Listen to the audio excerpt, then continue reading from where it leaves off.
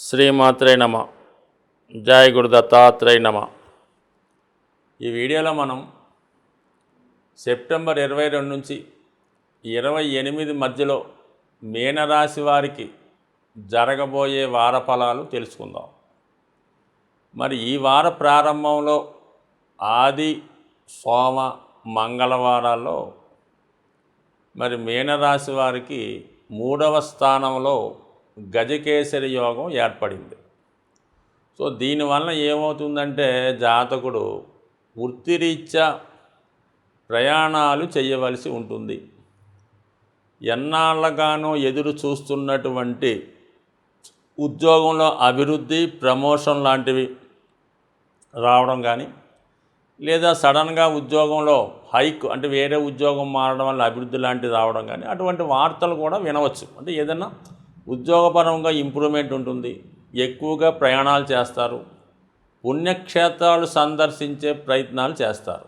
అలాగే మీ వ్యాపార అభివృద్ధి కోసం మీరు కొత్తగా మీలో ఉన్నటువంటి టాలెంట్ రుజువు చేసుకునే నిమిత్తం కొంత ప్రచారం చేయడం కానీ, ఏదైనా వీడియో కాన్ఫరెన్స్ లేదంటే యూట్యూబ్లో పాల్గొని దాన్ని అభివృద్ధి చేసే ప్రయత్నం చేస్తారు. అంటే మీలో ఉన్నటువంటి స్కిల్స్ పెరుగుతాయి, ఎక్కువగా మీలో ఉన్నటువంటి టాలెంట్ ప్రచారంలోకి వస్తుంది, మంచి గుర్తింపు వస్తుంది. ఇది ముఖ్యంగా ఈ ఆధ్యాత్మిక రంగంలో ఉన్న వాళ్ళకి, పౌరోహిత్యం చేస్తున్న వాళ్ళకి, అధ్యాపకులకి, న్యాయవాదులకి చాలా ప్రోగ్రెసివ్గా ఉంటుంది. విద్యారంగంలో ఉన్న వాళ్ళకి వాళ్ళ యొక్క విద్యా సంస్థ మంచి పేరు రావడం వల్ల అభివృద్ధికరంగా ఉంటుంది, మంచి స్థితిది.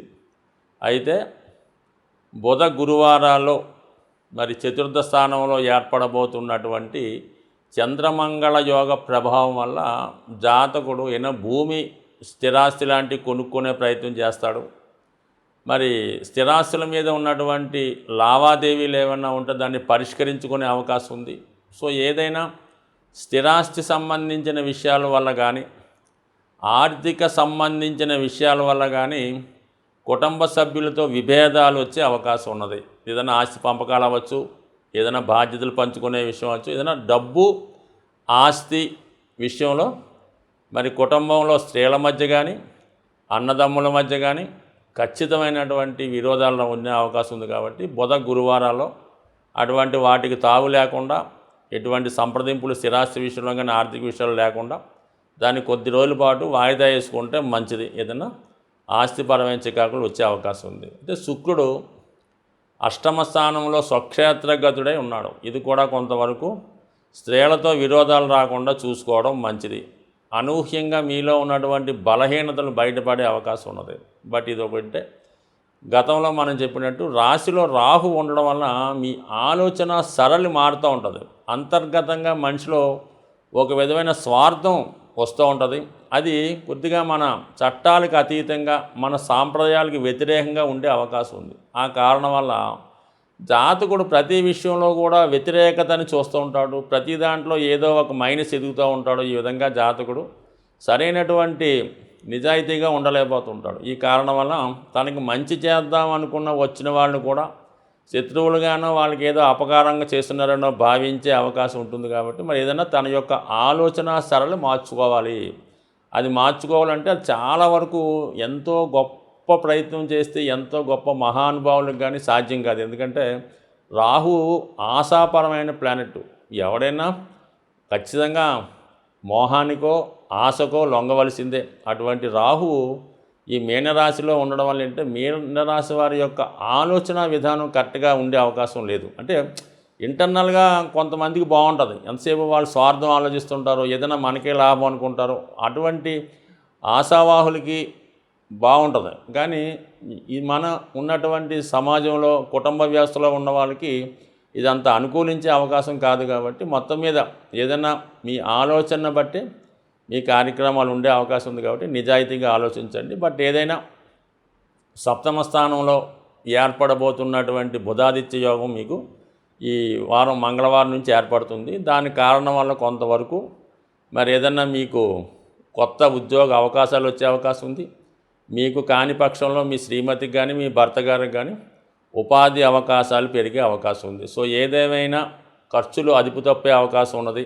మరి ఖర్చులు ఎక్కువతున్నాయని కదన్నా పెరుగుతున్నాయి కదా అని మీ యొక్క సంపాదనలో ఏమాత్రం నిజాయితీ లేకపోయినా అక్రమార్జన ఉన్నా దాని పర్యవసానం చాలా విపరీతంగా ఉండే అవకాశం ఉంది. కాబట్టి ఎంత ఇబ్బందులైనా ఎదుర్కోండి, కానీ ఎట్టి పరిస్థితుల్లో కూడా మీ బలహీనతకి లొంగి ఏ విధమైనటువంటి ఈజీ మనీ ఆశపడినా కూడా ఇబ్బంది కలిగే అవకాశం ఉన్నది. ప్రస్తుతం మనం మహాలయ పక్షంలో ఉన్నాం కాబట్టి ఈ వారంలో అంటే రాబోయే ఈ పక్షం అంతా కూడా పితృదేవతల్ని ఆరాధించే సమయం.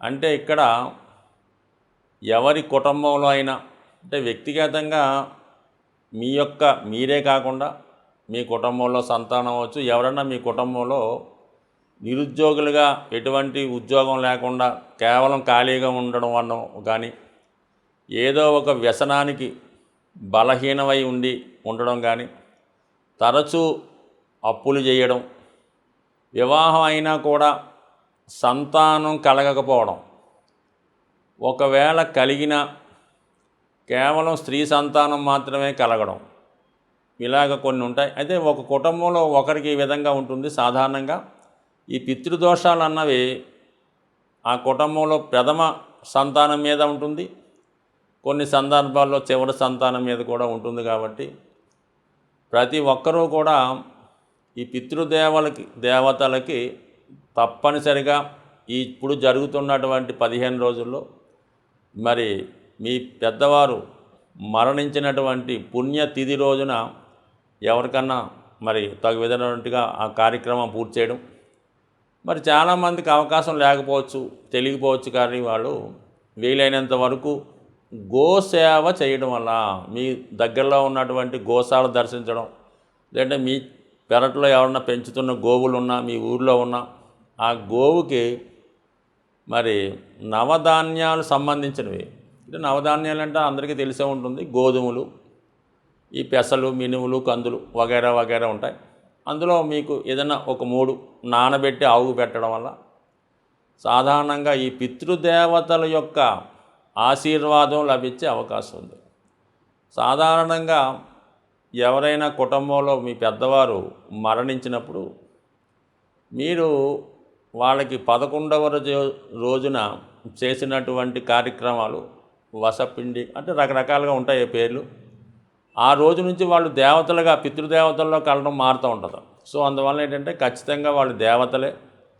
సో అందువల్ల ఏంటంటే మీరు కంపల్సరిగా పితృదేవతల్ని ఈ మహాలయ పక్షంలో ఆరాధిస్తే జాతకంలో ఉన్నటువంటి సమస్త దోషాలు, ఇంకా అది ఇదని కాదు, ఎటువంటి దోషం అన్నా పరిహారం జరిగే అవకాశం ఉంటుంది. కాబట్టి సాధ్యమైనంత వరకు మరి ఇది ఖచ్చితంగా చేయడం వల్ల జాతకంలో ఉన్నటువంటి దోషాలు పరిహారం అయ్యే అవకాశం ఉంటుంది.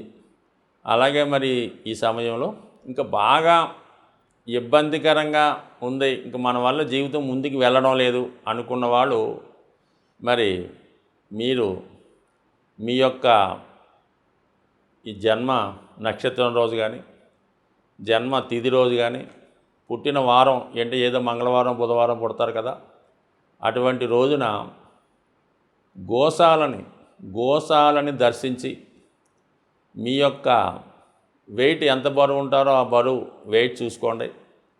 ఆ వెయిట్కి తగు విధంగా మరి పశువులు ఏదైతే అక్కడ ఉన్నటువంటి గోవులు తినే ఆహారాన్ని మీ వెయిట్కి ఎంత ఖరీదు ఉంటుందో అక్కడ ఉంటుంది. ఆ ధనం ఆ గోశాలలో డొనేట్ చేయడం వల్ల మీ యొక్క సమస్యలు పరిహారం అయ్యే అవకాశం ఉంది. ముఖ్యంగా ఆర్థికపరమైన సమస్యలు ఉన్నవాళ్ళు పచ్చగడ్డి మీ వెయిట్ తగ్గ ఇచ్చి ఆ పశువులతో తినిపించడం వల్ల కంపల్సరీగా మీకు ఆర్థికపరమైన సమస్యల నుంచి బయటపడే అవకాశం ఉంది. స్వస్తి.